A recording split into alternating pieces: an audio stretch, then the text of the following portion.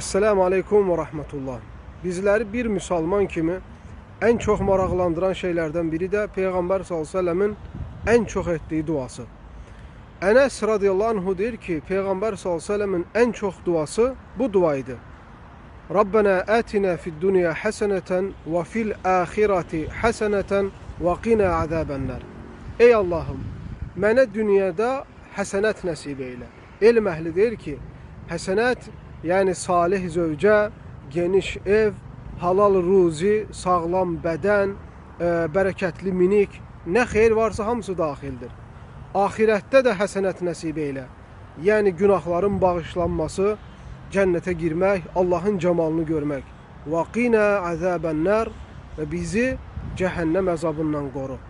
Bizlər də bir müsəlman olaraq əziz izləyicilər bu duanı xüsusən də Ramazanda çox aldıq. Esselamu Aleyküm ve Rahmetullah.